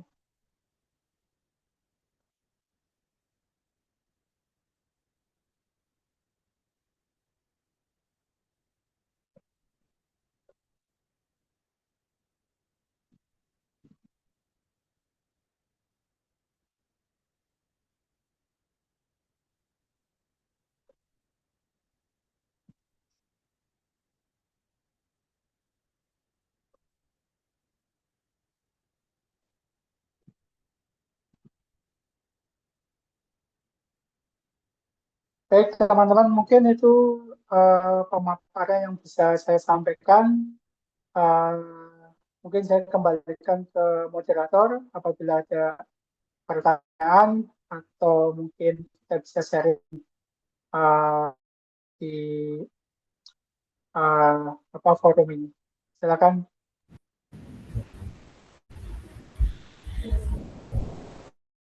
Terima kasih banyak kepada Bapak Ilham Ardiansyah ya atas paparan materi yang sangat menarik mengenai cloud infrastruktur transformasi bisnis masa kini. Nah, buat teman-teman, ini adalah sesi selanjutnya adalah sesi tanya jawab. Silakan buat teman-teman yang ingin ada pertanyaan pada kesempatan kali ini, atau bisa juga ditulis di kolom chat ya. Mungkin untuk silakan bagi yang ingin bertanya, silakan bisa tulis di room chat atau di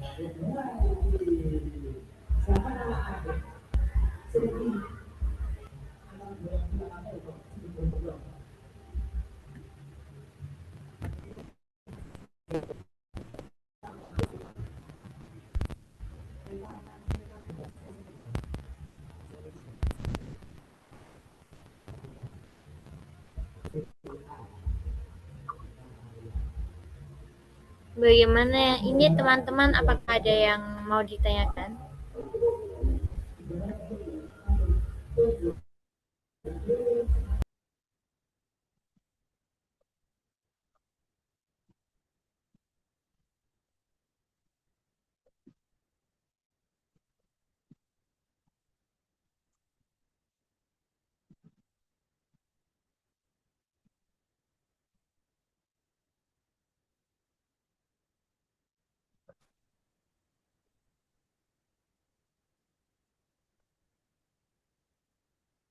Nabil.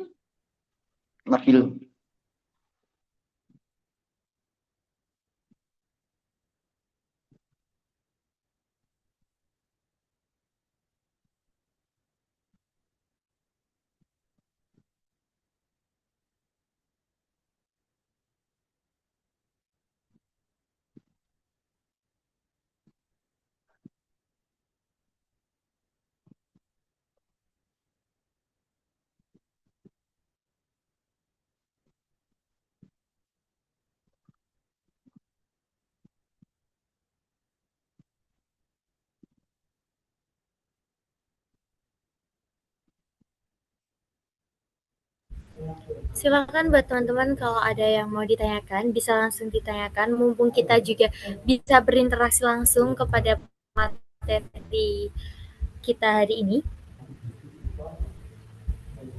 Kalau semisal teman-teman masih bingung, coba bisa ditulis di kolom chat.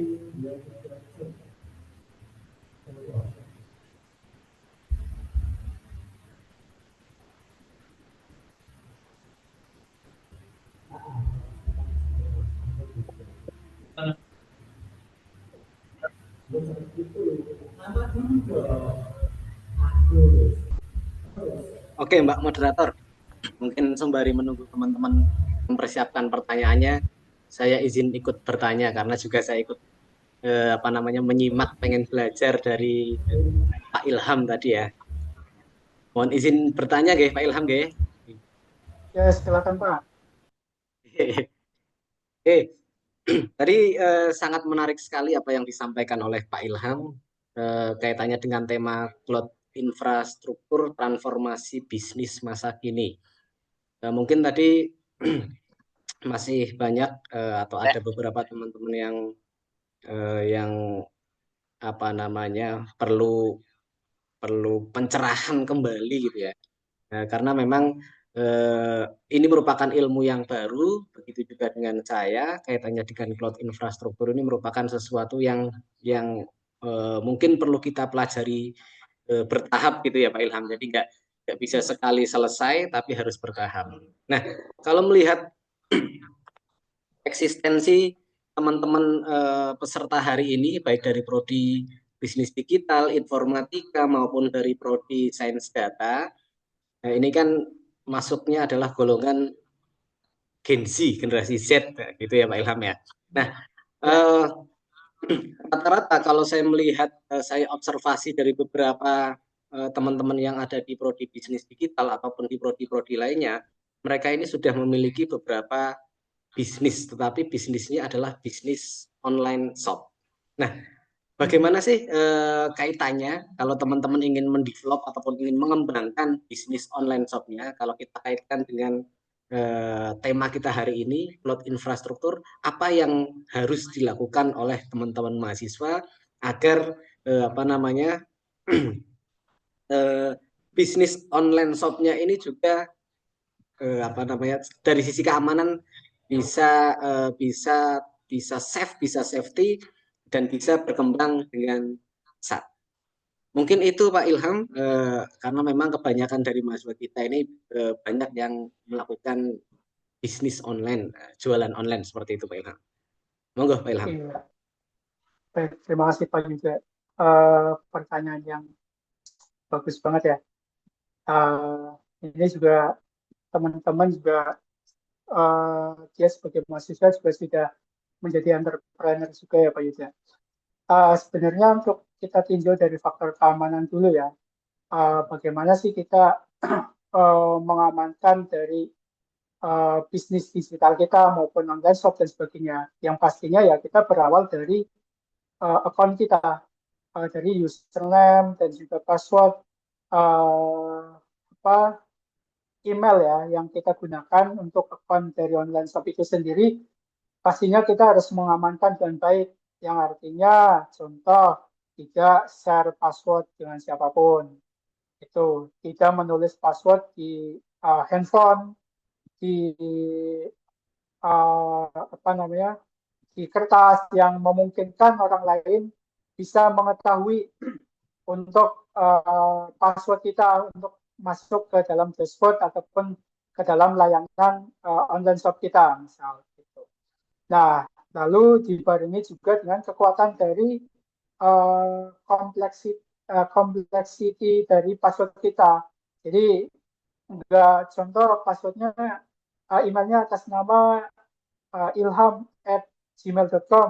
Nah, diusahakan untuk passwordnya juga tidak ilham tanggal lahir misal kayak gitu, atau ilham tanggal lahir berapa, atau ilham 123 dan sebagainya. Nah, harus dibarengi dengan kompleksiti dari password yang akan kita buat. Contoh dibarengi dengan karakter huruf besar kecil maupun dengan perpaduan angka gitu.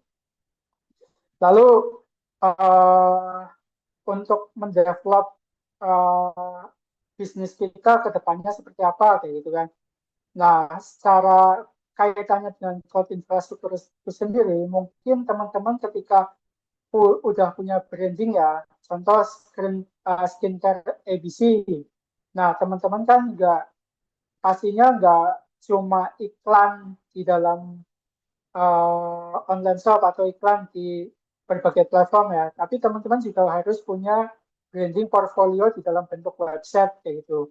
Yang pastinya ketika teman-teman untuk mendevelop atau membuat website itu sendiri, pastinya kan butuh biaya dan sebagainya. Nah, itulah kenapa hadirnya cloud infrastruktur itu sendiri memudahkan teman-teman. Ketika teman-teman nggak punya biaya awalnya untuk membeli server, untuk memaintenance-nya, dan untuk troubleshoot-nya, nah teman-teman itu dimudahkan dengan adanya layanan cloud infrastruktur itu sendiri. Jadi yang tadi sudah saya demokan, teman-teman untuk brandingnya produk teman-teman untuk membuat website, ya teman-teman bisa membuat website sendiri dengan layanan yang ada di cloud gitu, dengan membuat servernya, dengan membuat web servernya, atau misal dengan SaaS-nya ya, software as a service-nya yang mungkin sudah banyak ya, seperti website builder, teman-teman tinggal membuat websitenya nanti di hosting langsung di provider itu sendiri gitu. Intinya secara infrastruktur juga berkaitan dengan bisnis itu sih Pak Yuda. Ketika teman-teman ingin melakukan ekspansi lebih lagi, pastinya kan teman-teman juga harus membangun image produk maupun image perusahaan teman-teman juga agar bisa dikenal seluruh masyarakat. Nah, contohnya tadi kita bisa memanfaatkan cloud infrastruktur sendiri dengan membangun website yang akan dijadikan untuk portfolio kita. Gitu, Pak. Oke, baik. Terima kasih Pak Ilham. Paling tidak sudah sedikit tercerahkan kaitannya dengan teman-teman mahasiswa yang memang banyak memiliki bisnis online, bagaimana penerapan cloud infrastruktur. Salah satunya tadi dengan password yang safety, yang tidak sembarangan. Biasanya kan teman-teman menggunakan tanggal lahir, tapi bisa menggunakan sesuatu yang lebih kompleks. Itu nggak Pak Ilham? Ya, betul Pak. Ditambah lagi mungkin nanti penerapannya teman-teman bisa menerapkan autentikator ya. Seperti kalau di Gmail kan ada 2FA autentikator yang gunanya itu ketika teman-teman mau login di web tersebut, teman-teman harus konfirmasi melalui autentikator, aplikasi autentikator itu sendiri gitu Pak Yuda. Jadi secara keamanan bisa teman-teman jaga untuk menghindari ya pertama scam, fraud, dan juga phishing dari orang-orang yang tidak bertanggung jawab itu sih. Baik Pak Ilham, terima kasih Pak Ilham atas pencerahannya. Baik. Nah, mungkin ini ada teman-teman yang sudah menanyakan di kolom komentar. Boleh langsung dijawab saja atau gimana? Moderator.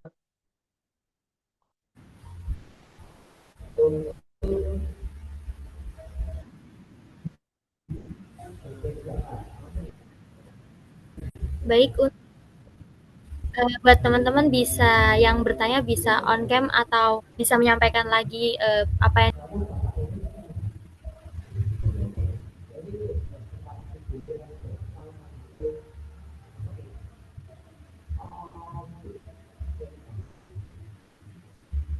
Maaf Bapak, ini apakah mau dijawab langsung atau perlu disampaikan lebih lanjut lagi? Boleh saya jawab langsung saja ya. Langsung saja dari Mas Didi Purnomo. Izin bertanya, misal kita mau deploy atau membangun web atau aplikasi menggunakan server publik. Untuk masalah keamanannya lebih baik memakai firewall software, hardware firewall, atau cloud firewall. atau memakai ketiganya. Dan untuk servernya juga bagus memakai server Indonesia atau bebas memakai server negara apa saja, Pak. Nah, terkait kita mau mendeploy sebuah aplikasi atau web di public server, memang aspek keamanan ini wajib kita prioritaskan ya, Mas. Secara jenis firewall itu ya memang betul terbagi menjadi 3 seperti software firewall, hardware firewall maupun cloud firewall. Nah, kalau software firewall sendiri kelebihannya memang bisa dikonfigurasikan secara fleksibel di tiap server dengan memanfaatkan IP table ya, atau memanfaatkan dari alamat IP di beberapa IP yang akan mengakses server kita gitu. Namun kekurangannya ya memang beban CPU-nya ke server itu harus dikelola dengan baik karena pastinya lumayan besar ketika ada serangan terhadap server kita gitu. Nah, lalu hardware firewall secara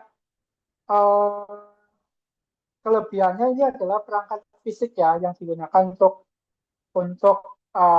melindungi data kita. Tetapi ya hardware firewall ini dia cukup mahal, bahkan untuk dari sisi license-nya yang akan kita gunakan itu cukup rumit untuk apabila kita terapkan untuk website atau web aplikasi yang sifatnya itu hanya portfolio gitu kan.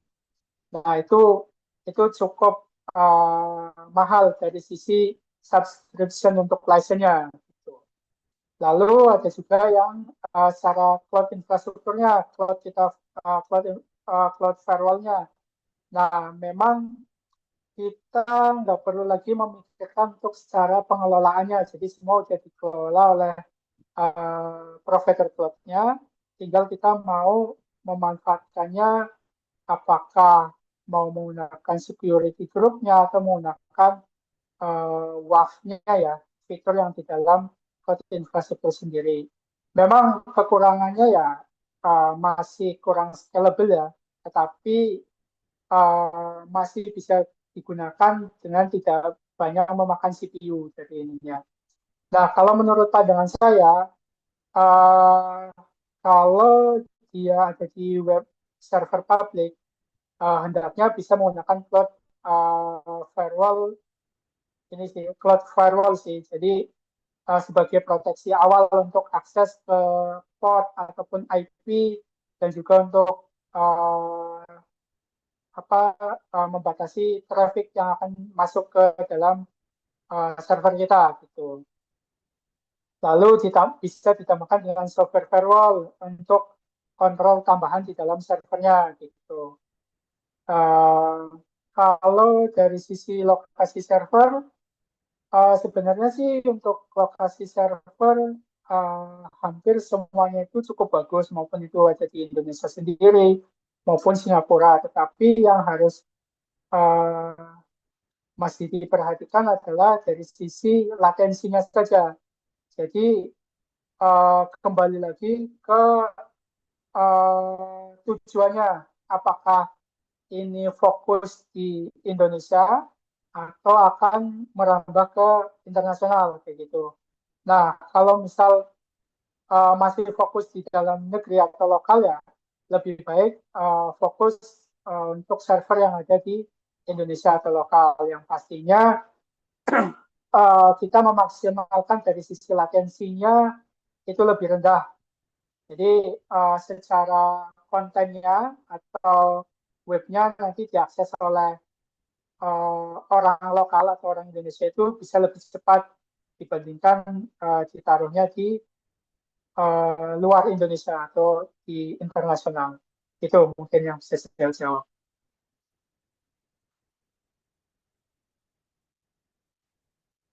Kalau misalnya ada tambahan, bisa langsung open mic saja ya, Mas Didi ya. Silakan untuk Mas Didi, apakah ada sanggahan atau pertanyaan lebih lanjut?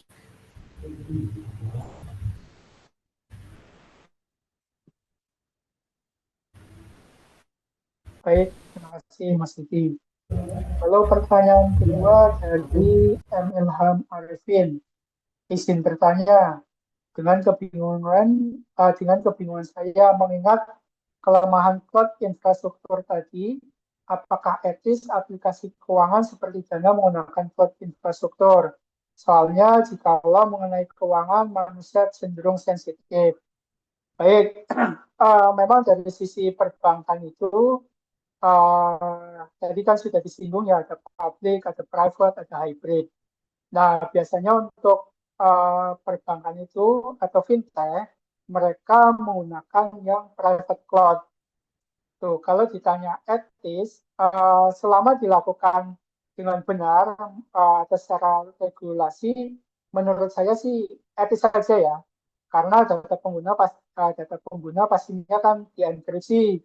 Lalu untuk auditnya pasti untuk seperti Dana atau fintech maupun perusahaan lain yang bergerak di jasa keuangan itu pasti mereka ada menerapkan regulasi setahu saya di POJK atau UU PDP ya, UU Perlindungan Data Pribadi dan juga terkait dengan standar internasionalnya ISO 27001. Pastinya mereka sudah memikirkan hal tersebut gitu. Nah, beberapa fintech seperti dan itu biasanya menempatkan untuk database dari usernya itu mereka ada di on-premise atau di private cloud itu sendiri. Jadi untuk database usernya atau customernya mereka tidak bisa diakses oleh siapapun kecuali misal GUI-nya atau aplikasinya, misalkan teman-teman akses aplikasinya ya. Nah, untuk aplikasinya itu biasanya mereka tempatkan di cloud kayak gitu. Nah, itu kalau secara pandangan etisnya. Tetapi ada sisi tidak etisnya. Tidak etisnya ya kalau misal data keuangannya disimpan secara mentah tanpa enkripsi, itu pasti tidak etis. Lalu tidak mematuhi PDP, UU Perlindungan Data Pribadi maupun tidak mempertimbangkan dari aspek ISO-nya secara security-nya baik 27001 maupun secara mutunya ya 9001 gitu. Dan pastinya ketika teman-teman mendaftar dana pun pasti kan ada term and condition-nya ya yang harus teman-teman setujui gitu. Nah, di dalam kalau teman-teman cermati pastinya di dalam agreement itu ada yang menyangkut dari tindakan perusahaan yang mereka pastinya sudah mempertimbangkan dari aspek regulasinya baik secara perlindungan datanya maupun secara security-nya gitu. Lalu kalau perusahaan besar biasanya memakai cloud itu secara hybrid tadi yang sudah saya sampaikan. Jadi untuk database-nya mereka taruh di private cloud atau di on-premise, sedangkan untuk tampilannya yang bisa diakses oleh user atau webnya ya, itu biasanya mereka taruh di cloud gitu. Nah, kesimpulannya apa? Nah, sebenarnya yang ditanyakan oleh Mas Ilham Arifin ini ya, untuk tesnya Dana ini ya bisa dibilang etis dan aman karena menggunakan cloud dia sudah mematuhi regulasi pastinya ya UU PDP, POJK, ISO dan juga terkait dengan regulasi otoritas jasa keuangannya gitu. Nah lalu secara transparansi dan kontrol penuh pengolahan datanya juga pastinya mereka terbuka gitu. Mungkin itu yang bisa saya jawab, Mas Ilham Arifin. Mungkin ada tambahan atau bisa sharing juga ke teman-temannya. Silakan.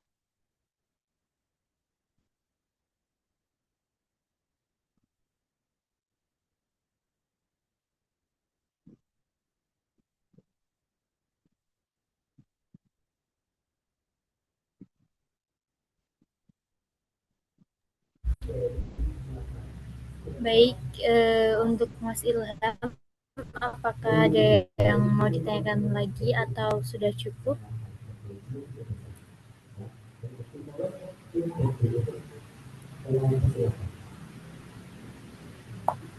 Mungkin jawabannya sudah jelas ya Mas Ilham ya.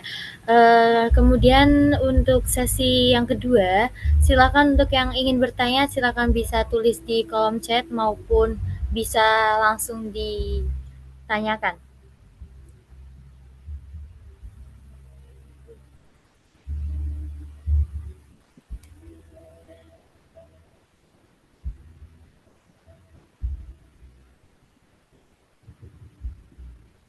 Silahkan untuk sesi yang kedua, teman-teman, apakah masih ada yang masih mau ditanyakan? Sisa-sisa tenaga.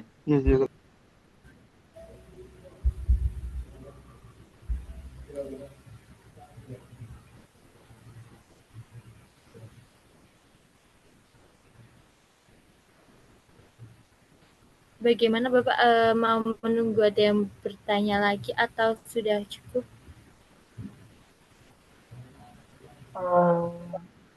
Mungkin teman-teman silakan apabila masih ada pertanyaan. Mungkin kita tunggu beberapa menit lagi kali ya, Mbak. Sepertinya masih Boleh. pada malu atau memang ada yang belum bisa dipahami.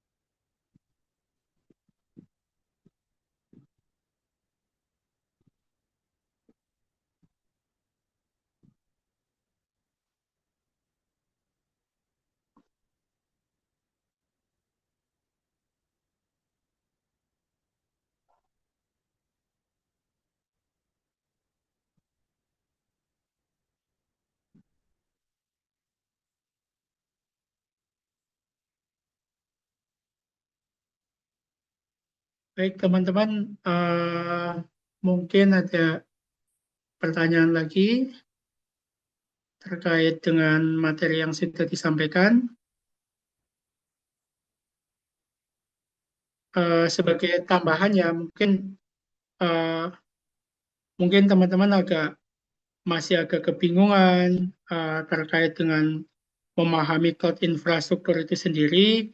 Ya tipsnya untuk teman-teman bisa pelajari dari dasar dulu sih terkait dengan komputer, cara kerjanya seperti apa, sistem operasinya, hubungannya bagaimana dengan komputer itu sendiri gitu ya. Mungkin itu nanti bisa membantu teman-teman sih untuk lebih memperdalam dari sisi pengetahuannya terkait cloud infrastruktur itu sendiri. Gitu.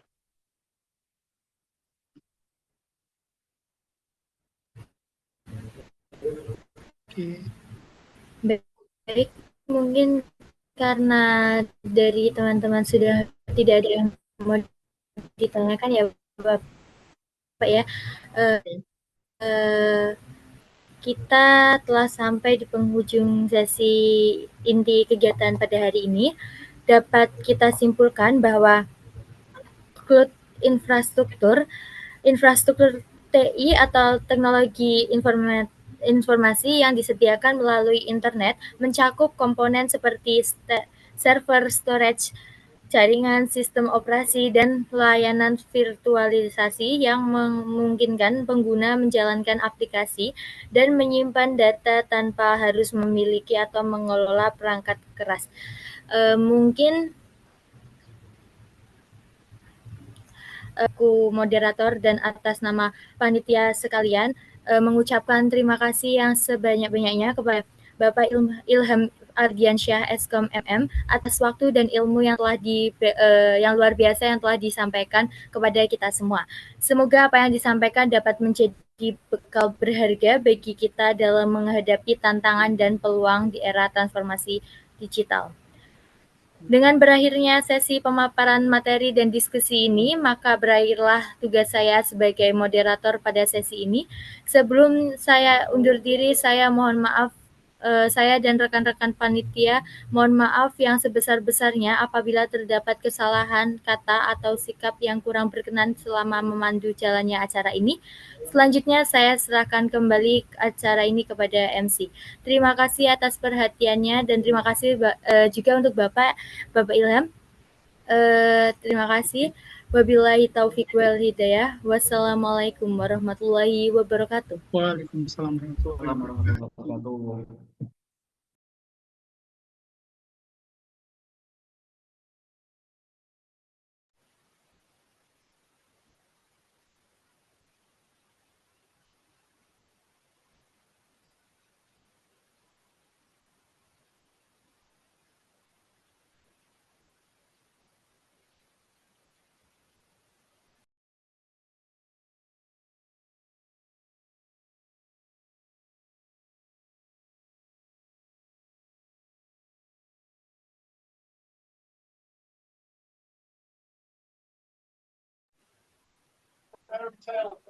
Jadi apa? Jadi apa?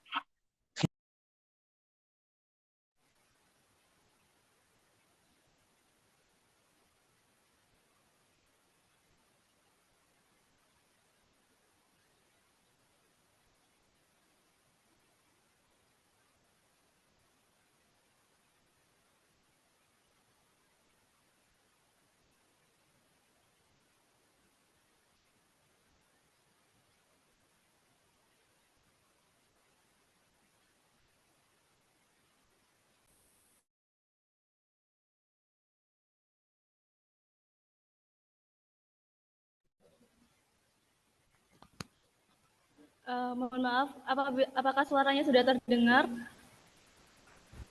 Sudah, Mbak, sudah terdengar. Sudah, Mbak. Oke, silakan kepada rekan-rekan peserta bisa mengisi presensi untuk mendapatkan sertifikat pada kuliah praktisi pada hari ini.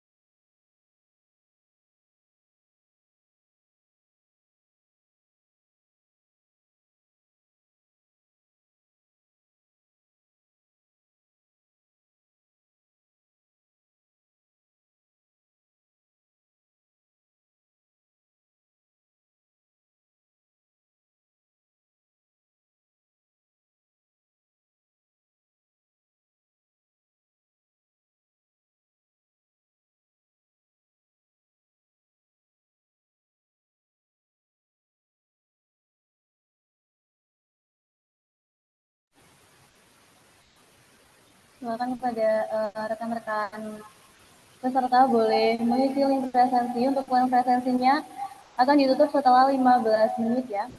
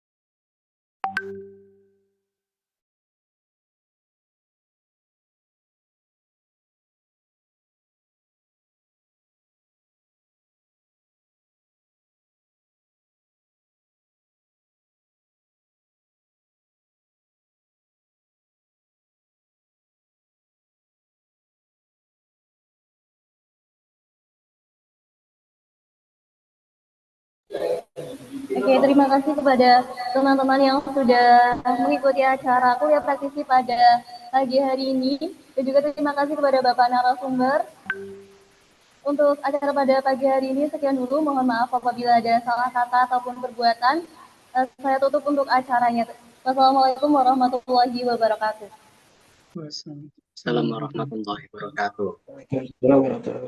Terima kasih banyak Pak Ilham atas sharingnya, atas diskusinya. Mohon maaf barangkali ada beberapa hal yang kurang berkenan baik dari kami, panitia, ataupun dari rekan-rekan peserta. Sukses selalu untuk Pak Ilham. Semoga tidak kapok. Dan kedepannya kita bisa sharing-sharing lagi lah, tidak hanya di sesi kali ini saja. Aman. Silakan Pak Yuda. Terima kasih juga udah ngasih kesempatan ya buat hadir di sharing lah terkait dengan pengalaman juga. Untuk teman-teman ya, baik panitia maupun tim dari bisnis digital ya. Terima kasih juga sudah memberikan ruangnya gitu untuk memberikan sharing terkait pengalamannya gitu, Pak Yuda. Silakan saja kalau misal nanti ada membutuhkan pembahasan lain terkait dengan teknis dan sebagainya, mungkin nanti bisa dikoordinasikan lagi. Ya, Pak Ilham. Nanti komunikasi lebih lanjut via WhatsApp, Pak Ilham. Baik. Siapa Yuda? Matur nuwun Pak Ilham, barangkali jenengan ada agenda atau kegiatan lain, monggo bisa live Zoom. Baik, izin live dulu ya. Terima kasih Pak Yuda, Mbak Risma, Mbak Rafiatus Zuhra. Terima kasih kembali Terima Bapak. kasih juga kepada Pak Ilham yang sudah menyempatkan waktunya untuk mengisi materi pada pagi hari ini. Dan juga sudah sharing soal cloud infrastrukturnya. Baik, ya. Saya live ya. Masih. Monggo Pak Ilham. Terima kasih, Pak.